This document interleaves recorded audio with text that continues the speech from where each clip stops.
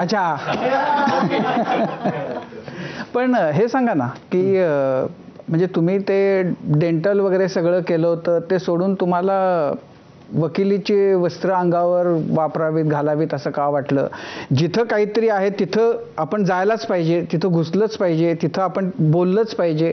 ही जी याच्यासाठीची जी प्रेरणा आहे ती काय आहे? अत्यंत नम्रपणे आज हात जोडूनच सांगतो, आपण विचारलाच प्रश्न म्हणून. माझी जी आई आहे ती फार जिद्दी आहे.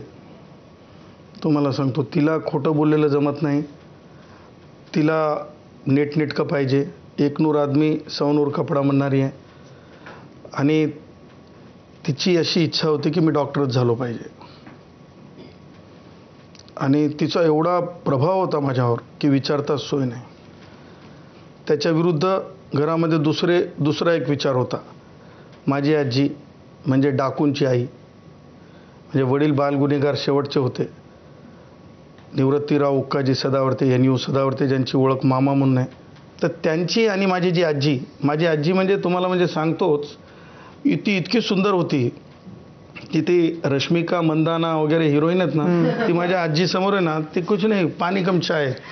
तुम्हाला सांगतो, इतकी ब्युटिफुल, म्हणजे रशियन टाईप ह्या, हाईट वाईट 6 फूट आणि स्लिम. आणि तुम्हाला सांगतो अगदी तिचा फेस असं व्ही कट. आणि ती मला म्हणायची ॲडव्होकेट.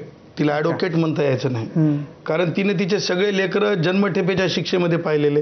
आणि मग त्या वकिलाला मान द्यावं लागत असं तिला वाटायचं. तिला ॲडव्होकेट व्हावं वाटायचं आणि वडिलांनाही वाटायचं की मी वकीलच झालो पाहिजे.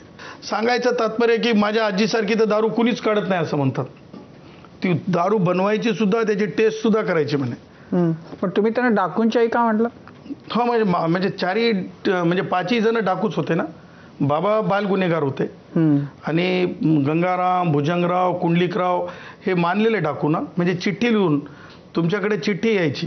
म्हणजे शेवटचा डाका महाराष्ट्राचे माजी मुख्यमंत्री नाईक साहेब यांच्या घरी टाकायचा होता. चिठ्ठी पाठवायचे आणि असं म्हणतात, म्हणजे माझे जे काका होते मोठे, ते घराच्या वरच्या त्या कौलातून बाहेर येऊन उडी मारून घोड्यावर बसण्या इतकं ते स्ट्रॉंग होते.